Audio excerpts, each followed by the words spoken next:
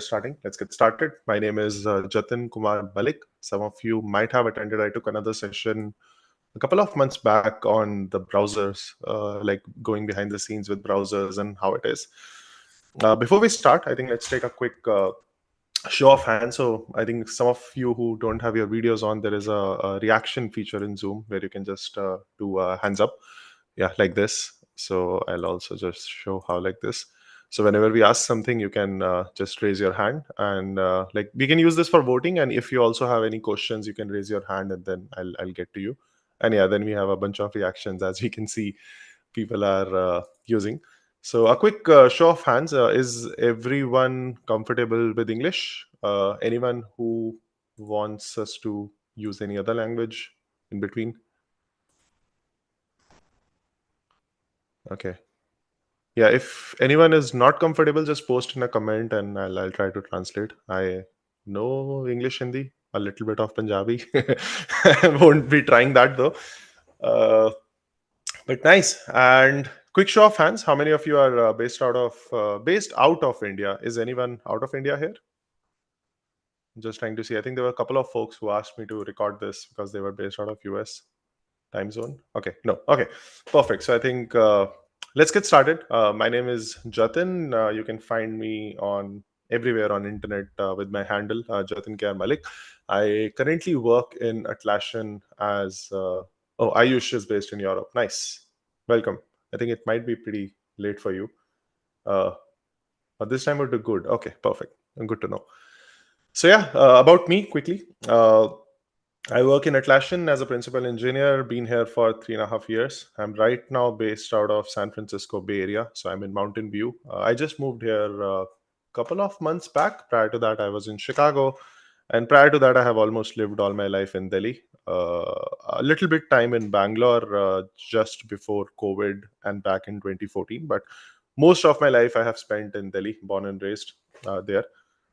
I've worked in a range of companies over the year. Started my career with Adobe. Actually, started with a very small startup in Bangalore. We were making some tools for SQL. Went to Adobe, then did a couple of startups. So there was Shuttle, very popular service in Delhi NCR to get people from home to work, and then worked in Synaptic. It was a pretty interesting idea. We were building alternate data platform. We ended up selling that company in 1 year, moved to Uber, and now I'm here in Atlassian. So we are going to start the first book reading cohort. So if you see on the Discord channel, I'll see if I can copy and paste the link in the chat. Uh, I posted a link of a book. So I think my recommendation is you can borrow air quotes if you cannot afford to buy it yet, if you're a student or if you're not making you're not having the means to buy it. But I think with books, like even growing up, like I came from a very humble background, so I never had access to these expensive books, so I used to borrow them. And when I started earning, I made sure to buy back to support the author. So please do that if you can. For now, I think there is this Internet Archive link that I posted, so you can open that up. And what I was thinking, I was discussing with Sunny as well, is maybe we can go around reading, I think, chapter wise and couple of pages. And what we can do is we can stop after like couple of paras. And if I have some behind the scenes or some lore, as they say, to share, we can talk about that. But before we start, I think there's another thing I wanted to touch base upon. And if, yeah, anyways, if anyone has comment, please raise your hand. I will call your name and then you can unmute yourself, and then we can talk. So I think why do we still read books, right? It's 2025, and that's one thing I think people really ask me a lot of time. And this is an interesting question because I think today I can just for example, the book we are reading, Code: The Hidden Language of Computer Hardware and Software, I can just go to ChatGPT and ask it to summarize a book for me. So how I'll tell you how I feel about that. So, and it may vary for you, but how I view information is that if you look at all of the information in the world, not just internet, like, so information used to exist in form of first of all, I think it was just like in everyone's mind, and people will pass it on generation to generation. Then people started writing things down, right, documenting things. And there were huge library of Alexandria. There was Celsus. Like if you read about it, Romans had this huge concept of noting things down, and they had a lot of engineering techniques that they mastered, the fighting techniques that they mastered. And it's very fascinating. It's a rabbit hole. If you start reading about it, you can understand how the whole colonial thing in the Europe started, and like what the roots were actually based on knowledge, because they were really good at passing knowledge to the next generation. Anyways, I think that's a different rabbit hole. But how I see it is that the all of the knowledge, I think there is just so much to read that there is no focused pathway or understanding on how you can build something. So what I feel is like book, if you can think of this as a funnel. So what books do is they basically take all of that knowledge, find some of the best resources, and put all of them and concentrate them into like a simple book. Like I have this book here I really like called Deep Work by Cal Newport, one of my favorite books of all time. It's a fairly small book, but the whole idea behind a book is that it is a funnel of one person's understanding of how things work, and then they distill it down for you. The problem with asking an LLM to summarize books for you is that it just distills it down too much, right? There is this compression problem where you compress the data. There is an optimal way. I don't know how many of you have seen this show called Silicon Valley on HBO, but there is an optimal way of compressing something. But if you compress it too much, it becomes garbage in computer science, right? Yeah, no lossless compression. So I think books is actually, that's a very good analogy, Sachin. So books, I think, are a very good way of taking a lossless compression of a topic and then going through that.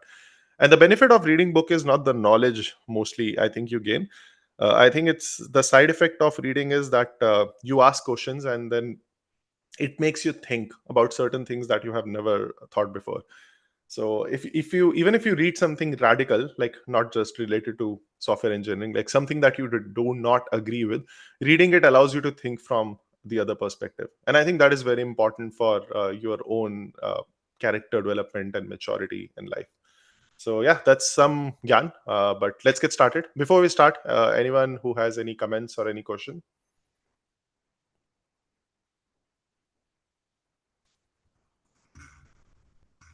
Okay, I see a bunch of comments. Sachin is saying, yeah, people collect their ideas and present it. Exactly, it's like basically a presentation deck, but in a like a forms of word. But let's get started. So I'll share my screen. I will start with the preface, and then we will move on. So let me see. Yes, share, and we will move the Zoom window here in the corner so that I can still see the chat bar in case anyone has any questions. And we should be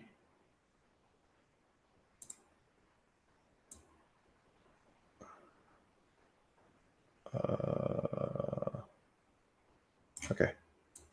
Yeah, this seems fair. Can you guys see the screen properly? Give me a thumbs up. Or okay, perfect. Oh, I have a question from Paramveer Singh. Why did you leave Adobe? Were you bored, or was it related to the projects not being up to the mark?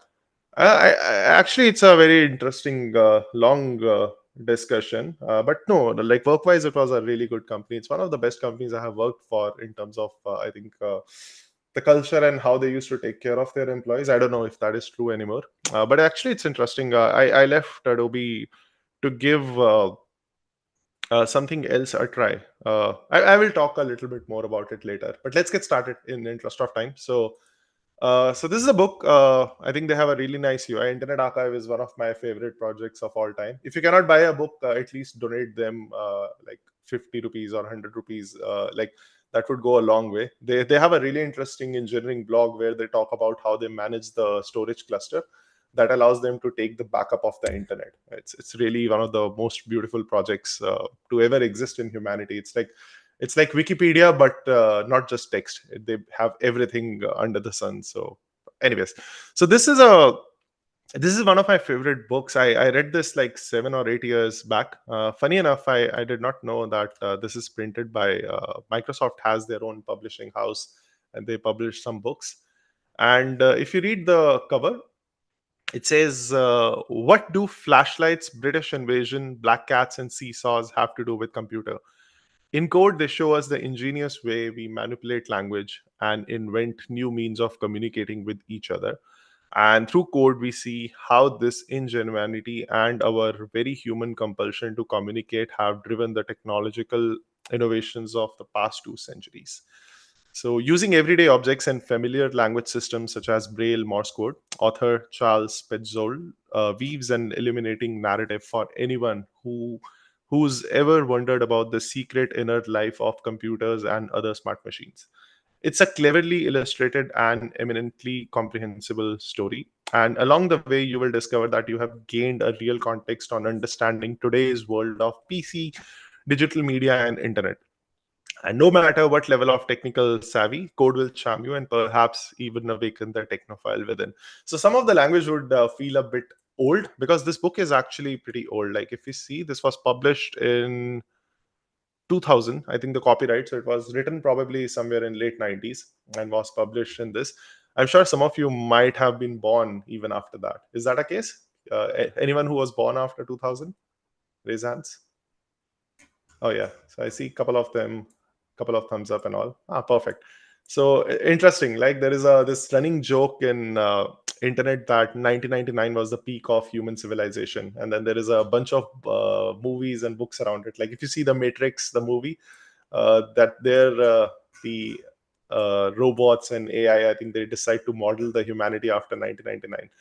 But anyways, let's get started. So this is a very interesting book. So it's not fairly long. It's like what, around 364, 380 pages.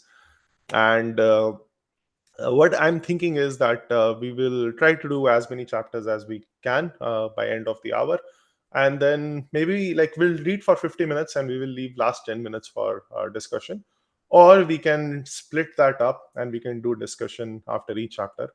So we will just wing it and see how that goes. So let's start with the preface. Like preface is really interesting. I used to skip them when I started reading, but I think now I like to read them because it allows me to take a peek behind the scenes and into the author's mind, that why they wrote this book. So let's get started. So I will read the first one, and then we will pick up one of you, and I think you can read. I think maybe let's say 3 pages at a time. I think that will also help you improve some reading comprehension, and I think will help with any kind of a stage fright or public anxiety. I think that's very important. So I will look for volunteers. But let's start with the preface. So code rattled around in my head for and before I start, so I also have installed. I have a Wacom tablet here. So like what I can do is I can annotate on the screen. So like I can draw if I have to. So if there is anything where I want to get some point across, I'm going to just do some drawing on that.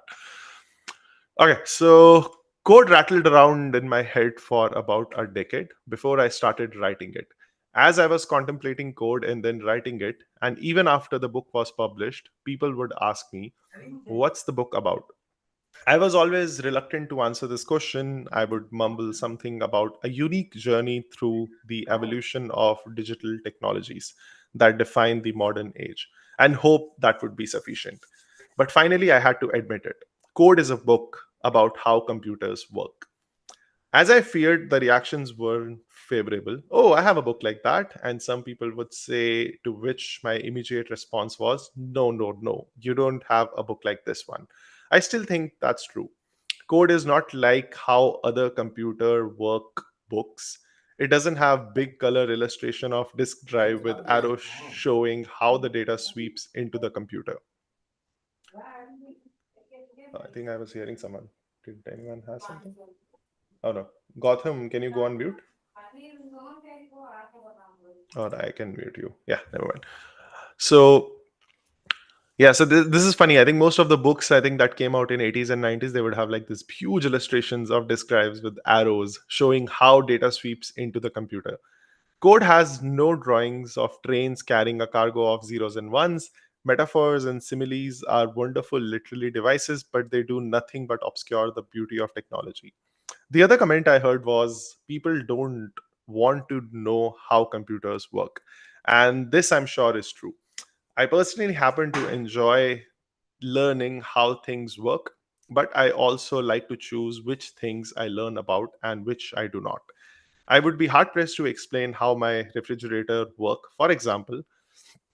Yet I often hear people ask questions that reveal a need to know something about the inner working of personal computers. One such common question is, what's the difference between storage and memory? That's certainly a critical question. The marketing of personal computers is based on such concepts. Even novice users are expected to know how many megas of one thing and how many gigas of another other thing will be necessary for their particular applications. Novice users are also expected to master the concept of computer file and visualize how files are loaded from storage into memory and saved from memory back to storage. The storage and memory question is usually answered with an analogy. Memory is like surface of your desk and storage is like the filing cabinet. Well, that's actually a really nice way to say it. That's not a bad answer as far as it goes, but I find it quite unsatisfactory. It makes it sound as if computer architecture were patterned after an office. And if you think about it really hard, like most of the things that now you do on your computer, there are old shows. Like I really like this show called Mad Men. I think it's on Netflix in India.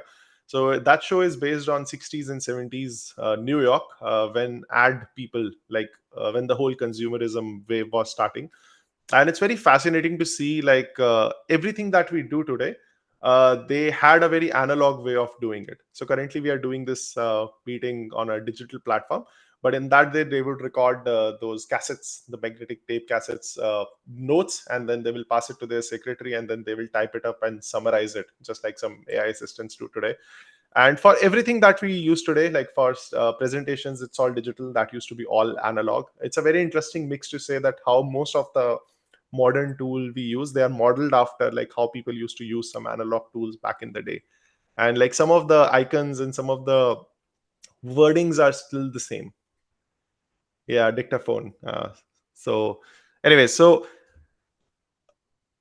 the truth is that distinction between memory and storage is an artificial one, and it exists solely because we don't have a single storage medium that is both fast and vast as well as non-volatile. What we know today as the von Neumann architecture, the dominant computer architecture for over 50 years, is a direct result of this technical deficiency. How many of you know about von Neumann architecture? So I think this is one of the first things you read when you go into engineering. It talks about a very basic system. Everyone probably remembers this diagram. Like I have drawn this diagram so many times in my school. So it's a very simple model where we say that there is an input, there is an output, there is a control processing unit, and I think there is a control unit, logic unit. I remember we used to also have a ALU, arithmetic something unit. I think maybe it's in some. Oh yeah, I see it here. And then there is a memory unit, and then there is an output device. This is a very simple architecture, but and this was like given over like 70 years ago now, before I think all the computers even existed in current form. But this has still held up, and it's still largely true where we have some input peripherals, output peripherals, and then there is a very simple CPU that talks to a memory. Often now this is a SoC, like system on chip, where everything is on one single chip, and that allows them to do some of the things to make it even faster, right? Like Apple M series chips is an example of that, where they model all your memory and your CPU on a single chip, even the GPU, the graphic processing unit there. Oh, sorry. So going back, here is another question that someone one asked me. Why can't you run Macintosh programs under Windows? People have been struggling with this. My mouth opened to begin an answer when I realized that it involved so many technical issues. Then I am sure my questionnaire was prepared to deal with in one sitting. And funny story, I think so I was yesterday setting up, and like I have a 3D printer in background. I like 3D printing a lot of stuff. I think the funny thing is that despite being an open source software, it's based on Orca Slicer. Slicer is a software that allows you to cut your 3D model into thin slices, like basically converting a 3D space into 2D space and then print it layer by layer. And it doesn't work on Linux. And I spent like yesterday 3 hours dealing with Wine. So Wine is a emulator in Linux that is very old, which so I'm currently, this is Ubuntu. So Wine allows you to emulate Windows, and it doesn't really work really well because not all APIs are easy to emulate there. It's an old problem. So, anyways, I want code to be a book that makes you understand these things, not in some abstract way, but with a depth that might even rival that of electrical engineers and programmers. And I hope that you might recognize the computer to be one of the crowning achievement of 20th century technology, and appreciate it as a beautiful thing in itself without metaphors and similes getting in the way. Computers are constructed in a hierarchy from transistors down at the bottom to the information displayed on our computer screens at the top. Moving up each level in hierarchy, which is how code is structured, is probably not as hard as most people think. There is certainly a lot going inside modern computer, but it is lot of very common and simple operations. Although computers today are more complex than computers of 25 or 50 years ago, they are still fundamentally the same. That's what is so great about studying the history of technology. The further back in time you go, the simpler the technologies become. Thus, it is possible to reach a point where it all make relatively easy sense. And this is one of my favorite things about engineering, all in general, not just software. Like you pick any field, you pick mechanical engineering, you take the most expensive car today, like maybe a Bugatti Veyron or like some Rolls Royce, and once you start dissecting it, underneath all that abstraction and all that complexity, at the core of it, if it is an ICE engine, internal combustion engine, there is still like bunch of pistons that are going. There are probably some fuel injectors that are injecting a mixture of air and petrol in the chamber, engine chamber, and then it is being ignited by a spark plug. And then that explosion pushes the piston up, that turns the crank, that turns the axle, and the car goes forward. Like it's very simple if you think of it, but then what has happened is like in last 50, 60, 100 years of the development, you basically keep stacking advancements on top of each another. It's very similar in software also, right? Like if you look at our programming languages, there is now abstraction of an abstraction of an abstraction. We also call it like sugar syntax in programming, where you don't even think about the underlying operations, but once you start going deeper, it's the same exact operations that you have studied. So in code, I went back as far as I could go. Astonishingly, I found that I could go back into the 19th century and use early telegraph equipment to show how computers are built. In theory, at least, everything in the first 17 chapters of code can be built entirely using simple electrical devices that have been around for over a century. The use of this antique technology gives code a fairly nostalgic feel. I think code is a book that can never be titled the faster, new, faster thing or the business at the speed of digital nervous system. The bit, I think, Itachi, I'm going to mute you. Yeah. So the bit isn't defined until page 68. So we are not going to talk about bits and bytes for like 60 pages. And then byte isn't defined until page 180. And I don't mention transistors until page 142. And that's only in passing. So transistor, everyone knows that K-shaped electrical thing that revolutionized all the modern devices. Before this, if you grow up, if you are old enough like me, you grew up with those big TVs with cathode ray tubes, which will fire like bunch of particles on the screen, fluorescent screen to project something. I think transistor just changed the game. Prior to that, it was all vacuum tubes and fairly slow. But yeah, we'll talk more about that. So while code goes fairly deep into the working of computers, few other books shows how computer processors actually work. For example, the pace is fairly relaxed. Despite the depth, I tried to make the trip as comfortable as possible, but without the little drawings of train carrying a cargo of zeros and ones. This guy really hates that. Charles Petzold, August 16, 2000. Yeah, it's a 25-year-old book that we are reading today. So, any questions before we get started? Okay.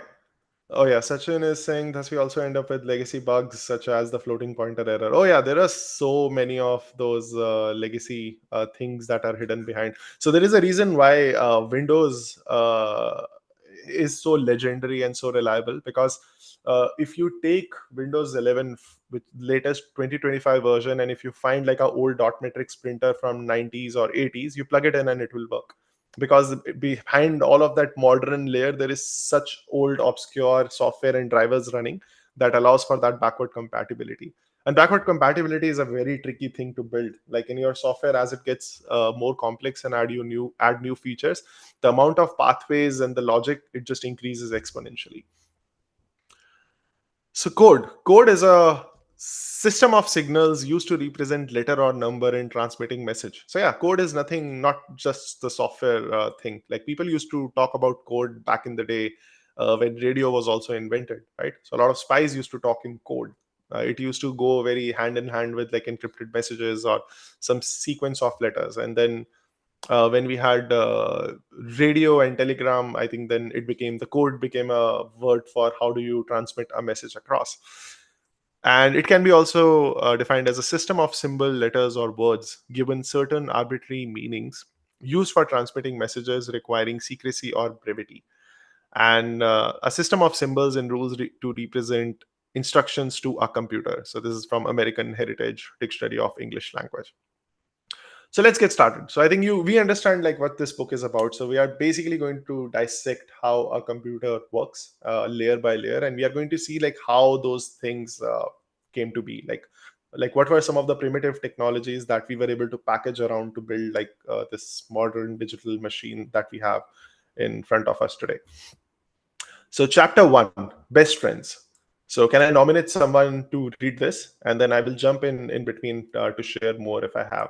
So a raise of hands, and then I can pick someone.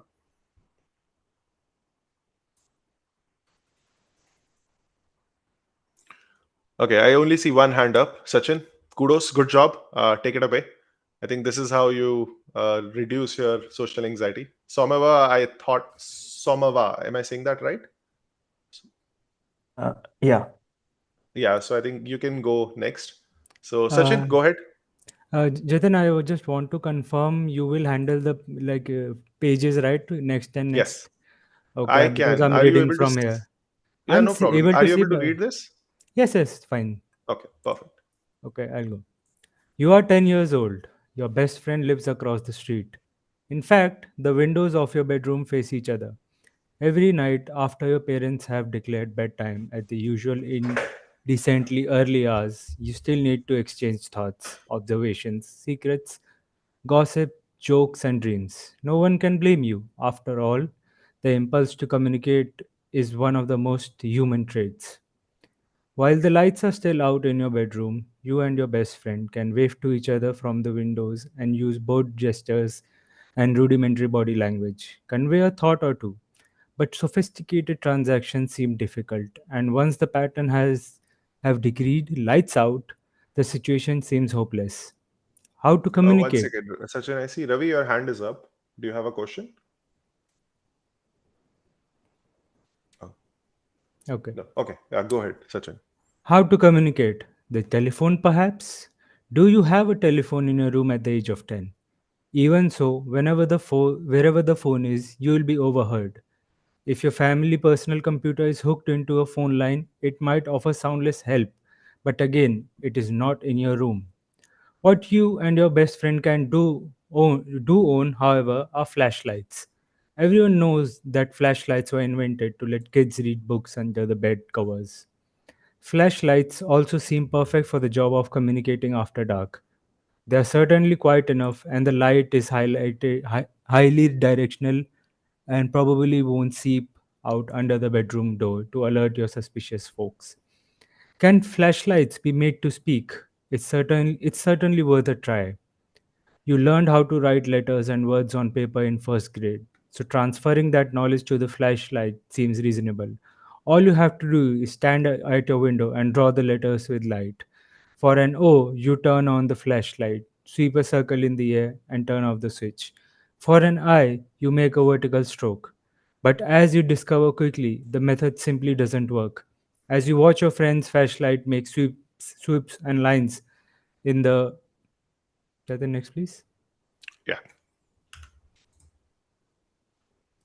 in the air, you find that it's too hard to assemble the multiple strokes together in your head. These swirls and slashes of light are not precise enough. You once saw a movie in which a couple of sailors signaled to each other across the sea with blinking lights. In another movie, a spy wiggled a mirror to reflect the sunlight into a room where another spy lay captive. Maybe that's the solution. So, your first device, a simple solution. Each letter of the alphabet corresponds to a series of flashlight blinks. An A is one blink, a B is two blinks, C is three blinks, and so on to 26 blinks for Z. The word bad is two blinks, one blink, and four blink with a little pauses between the letters so you won't mistake the seven blinks for G. You pause for a bit longer between words. This So seems I think to promising. add here, everyone understands the problem, right? Like, yeah, exactly. Gaurav, I think, wrote that. I was about to say the same thing. I think Sunny once mentioned this, and I was like, hey, this is exactly the first chapter of the book I'm recommending. So there are two friends who are like a bit far apart, and they want to still talk to each other. The parents have said that it's time to sleep. There is no phone, no computer, no WhatsApp, no Instagram, nothing. You can just see the window from across each other. And I think now they are devising a method where they initially started with the flashlight to draw the letters, but that's very inefficient, right? And now I think the second thing, so they are now trying to understand, like, that's engineering, right? You have a problem, you solve it first. We call it like the steel thread approach, and then you improve it. So do it first and make it better. So then the second approach they are trying is that for one blink it's A, for two blink it's B, for three blinks it's C, and then you will blink it. But you can already see a problem with that approach, and I think that's what I think Sachin is going to read next. Okay, this seems promising. The good news is you no longer have to wave the flashlight in the air. All you have to do is point and click. The bad news is that one of the first message you try to send, "How are you?" turns out to require a grand total of 131 blinks of light. Moreover, you forgot about punctuation, so you don't know how many blinks respond to a question mark. But you are close. Surely, you think, somebody must have faced this problem before. And you are absolutely right. With daylight and a trip to the library for research, you discover a marvelous invention known as Morse code. It's exactly what you have been looking for, even though you must now relearn how to write all the letters of the alphabet. Here's the difference. In the system you invented, every letter of the alphabet is a certain number of blinks, from 1 blink for A to 26 blinks for Z. In Morse code, you have two kinds of blinks, a short blink and long blink. This makes Morse code more complicated, of course, but in actual use, it turns out to be much more efficient. The sentence, "How are you?" now only requires 32 blinks, some short, some long, rather than 131. And that's including a code for question mark. When discussing how Morse code works, people don't talk about short blink, long blink. Instead, they refer to dots and dashes because that's convenient way of showing the code on the printed page. In Morse code, every letter of the alphabet corresponds to a short series of dots and slashes, as you can see in the following table. We see So from I A think to Z. to add here, yeah, so I think this is Morse code. It's very, very, very popular, but you can see that we are doing compression. And I think this is very interesting to see, like how uh, I think the so one of the OG ways of transferring communication used to be writing it on a paper and a pen, but there was no compression involved. So like you will be limited by how many pages you can pack in an envelope and send across, right? It eventually became better, but the resolution, like as you talk, write more, the resolution of pages increased dramatically. It's basically, if you have to model it, it's order of O of n, right? Like where as your numbers increase, the number of your pages increase. So you can create like a graph of that. And then when I think telephone came, I think that decreased slightly, because like within a span of 10 seconds, I can speak really slow. So then my words per minute become slow, or I can speak really fast. Like I can just keep blazing through it. And in a way, I'm trying to compress how much information I can get across in less span of time.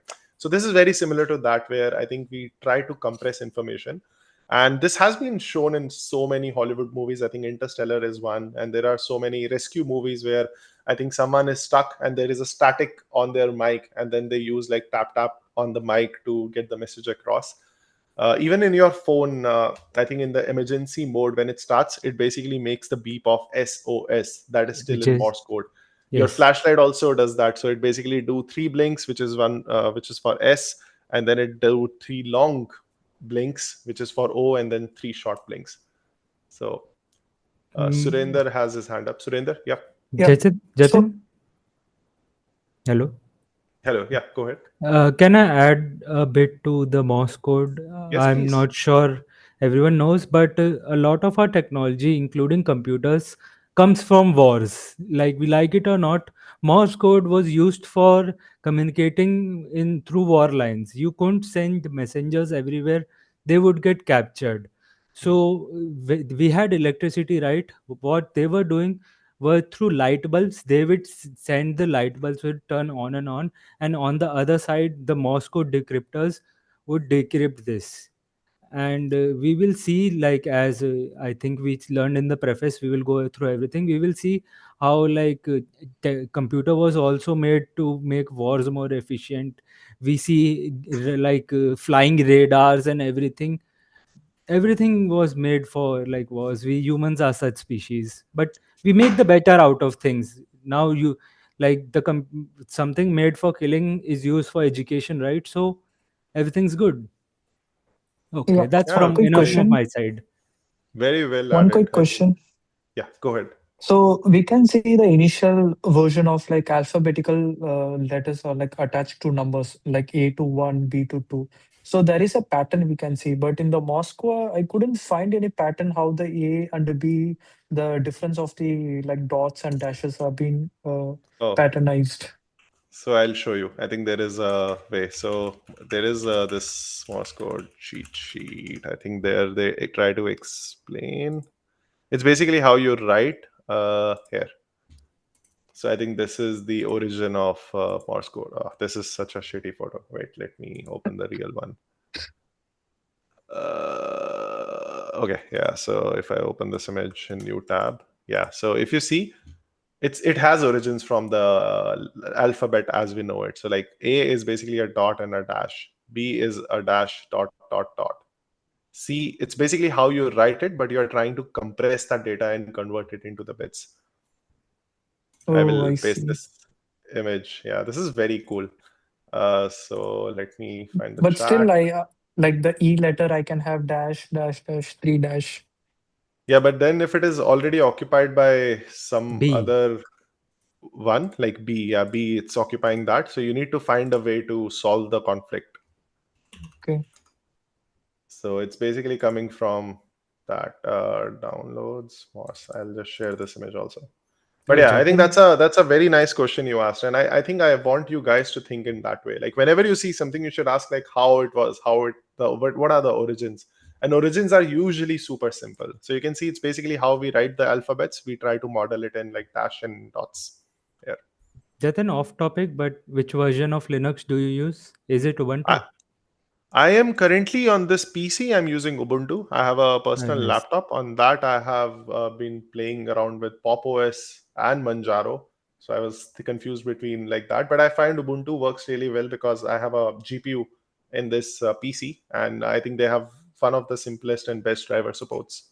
That's true. It's the old reliable, as they say. Okay, Yeah, it let's move works. on. So for yeah, I don't experiment too much on my main machine, but like on my laptop, I try to experiment more.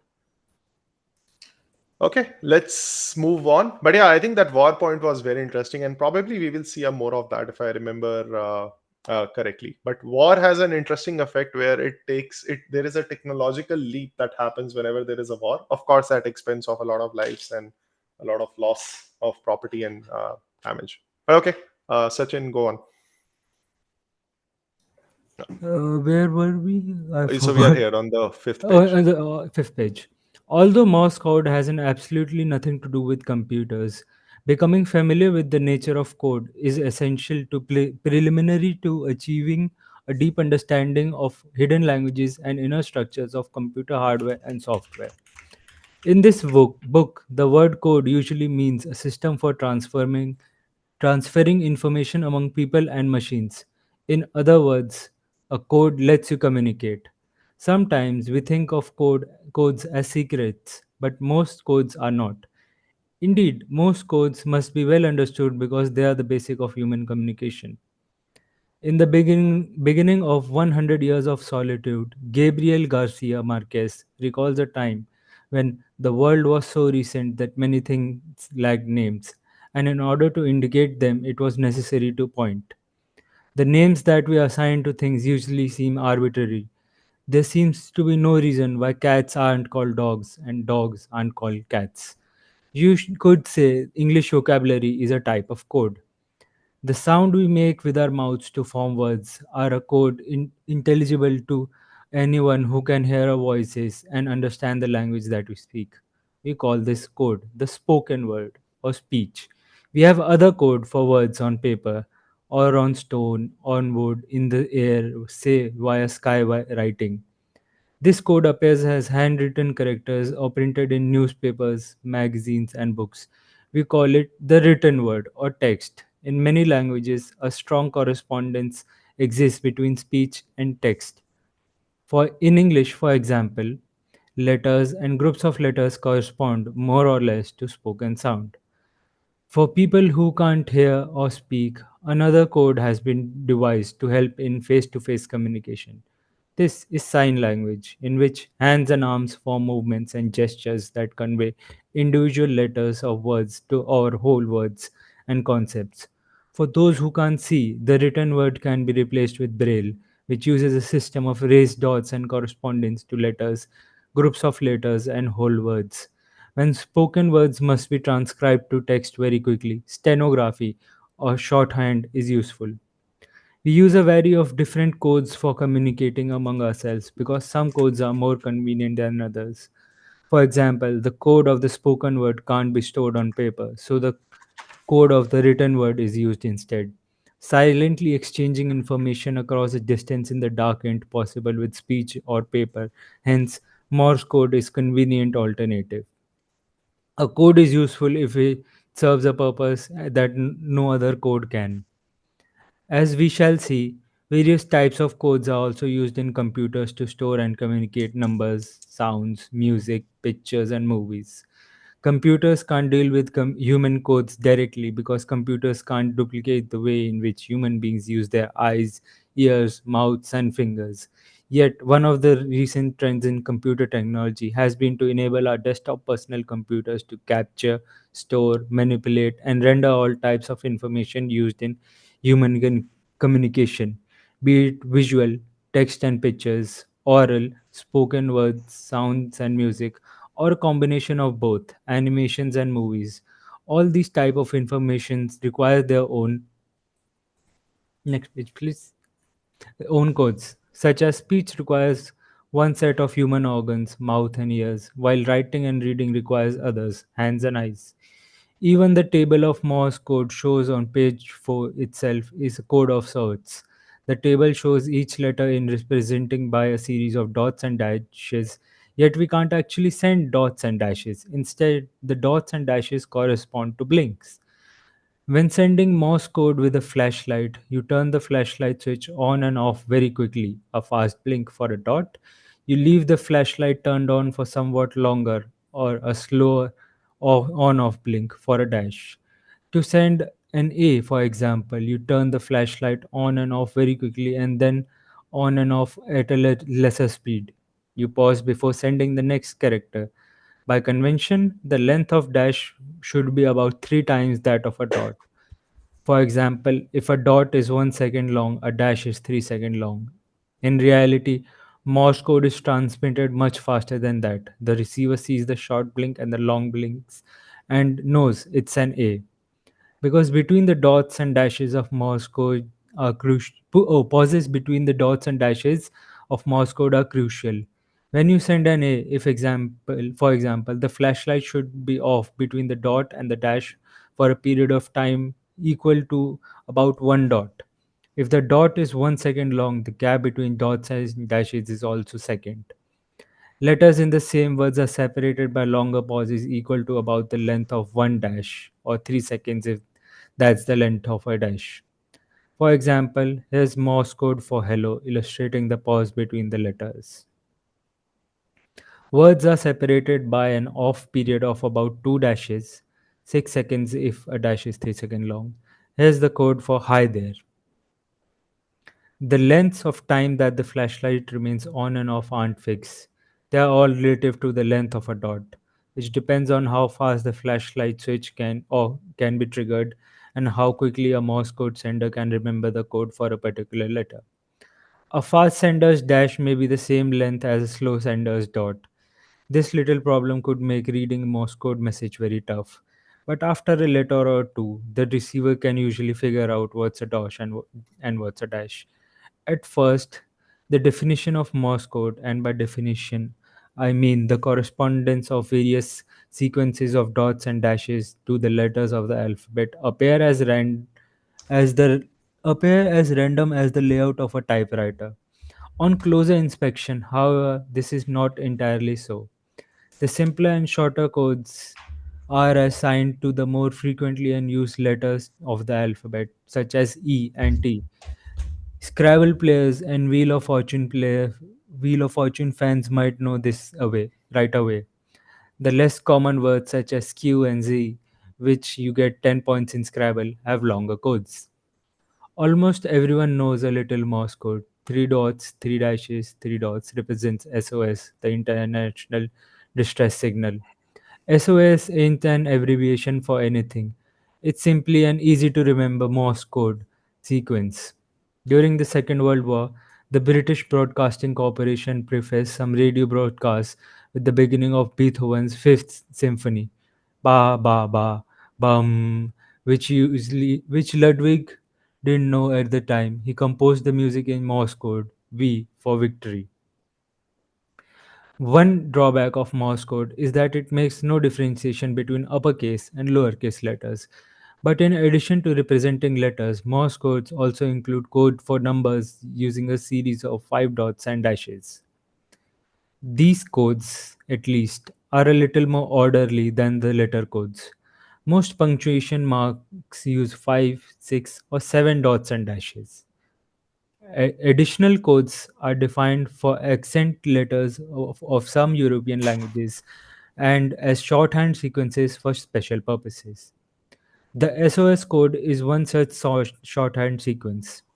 It's supposed to be sent continuously with only a one dot pause between the three letters.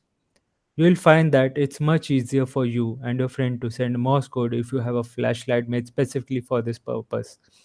In addition to the normal on off switch, these flashlights also include a push button switch that you simply press and release to turn the flashlight on or off. With some practice, you might be able to achieve sending and receiving speed of 5 or 10 words per minute. Still much slower than speech, which is somewhere around 100 words per minute range, but surely adequate. So before we go to the next page, so I think yeah, this is very interesting, and you can see it's basically setting up a foundation for the encoding. Like, how many of you, with a show of hand, knows what is UTF-8 and have heard of it? UTF-8. Okay, Sachin knows. I think I see a couple of hands up. It's one of the encoding. I'm sure ASCII everyone knows. ASCII, right? ASCII code. I think we write like a lot of programs in this. So these are all type of encoding. So in a way, like Morse code is like a very old form of encoding. So all the emojis that we see, the raise hand, the thumbs up, they are all encoded in the UTF char set. So char set is a character set that computers use to understand and pass the message across. So this is why, like, when you send a thumbs up from a iPhone to an Android, the emoji render looks different. Like, even you would have seen like your keyboard thumbs up looks very different when you post it on Twitter versus when you post it on Facebook. But behind the scenes, the cache set that it is corresponding to is the same. But what these websites have done is they have created an encoding on top of encoding to say that, oh, if you see this, you render this image, which is more closer to how they want to show. So, like also in our terminal, from switching from ASCII to UTF-8, we were able to render emojis and images and color blocks. Yeah. Yes. Okay. I'll start. When finally you and your best friend, memorize Morse code, for that's the only way you can become proficient at sending and receiving it. You can also use it vocally as a substitute for normal speech. For maximum speed, you pronounce dots as d or dit for the last dot of a letter, and a dash as da. In the same way that Morse code reduces written language to dots and dashes, the spoken version of the code reduces speeds to just two vowel sounds. The two word, the key word here is two. Two type of blinks, two vowel sounds, two different anything. Really, can with suitable combinations convey all type of information. This Yeah, and just you like can our zeros and ones. exactly. I was about to say that. You can see like where the concept of zeros and one also came into the being. So I think everything can be done with like an on and an off state. So I think in circuits we have these adders, half adder, full adder, where we just have a bunch of zeros and ones, and then using transistors we can manipulate the bits that are there. So I Uh, think that was the first chapter. Thank you so much for reading, Sachin. I think we only have 5 minutes left, so I think maybe we can have our discussion and take some questions. I think from next sessions we will have a lot more velocity because we spent a lot of time reading preface and setting context for the book. But if anyone has any questions, I can help. We can take that. I'd like to share a fun little incident from my life, which is like whenever I saw like power buttons, right? There was an I and an O. I always used to think, okay, the O is for off, but what is an I for? And then when I learned computer science, then I meant, okay, it's the on signal. It means power is on. And like that's also a hidden code. Most people don't know. We take it for granted, but like those who know, they see Yeah. like So I've known it. Sony used to have this laptop range called YO. So if you look Yes, at the YO. logo, that's also basically it's like a sine wave with one and zero. So Yes, that yes. also means basically input and output. So Yep. and yeah, I think Shubham posted that it can be done with sound too. And I have a really fun story with that. So when I was in Shuttle, if anyone is from Delhi, I think they would know. In Shuttle, the whole idea is in Delhi, the geography is such a way that a lot of people travel from Delhi to either Gurgaon, Noida, Faridabad, like outside of the city for work. And the only two ways to do that is either you drive or you take a metro.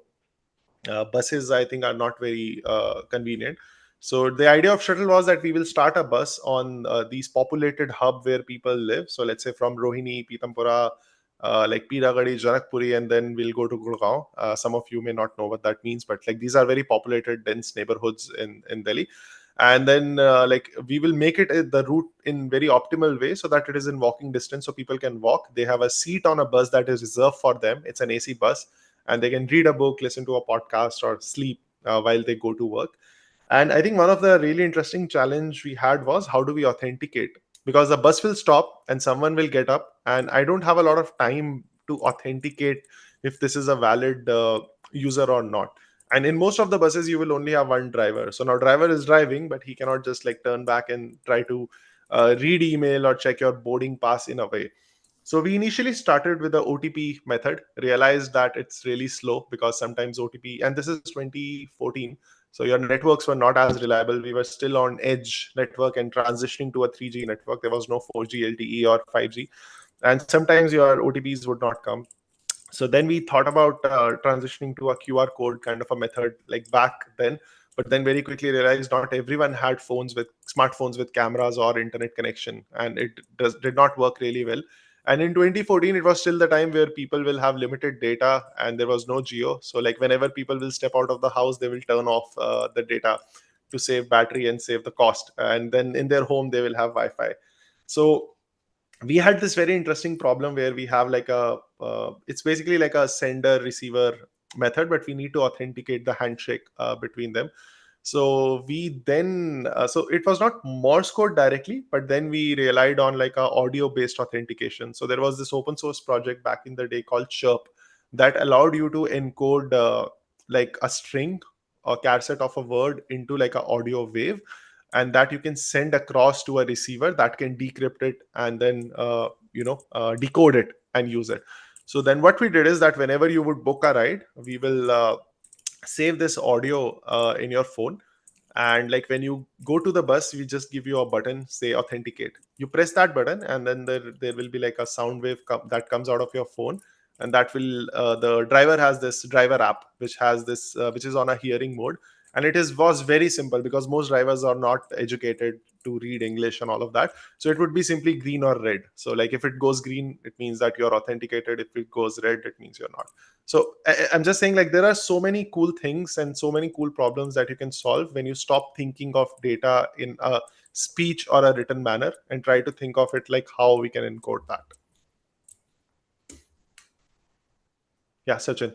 I would like to add, have you seen some videos of two AIs communicating with each other? And when they realized they are both AI, they said, okay, let's speak in code. And they like speed up very fast. It sounds like gibberish to us, but they are able to like communicate very efficiently with it. And Yeah, I believe this is also, I found out a case when we use RPC instead of JSON. Yes, right?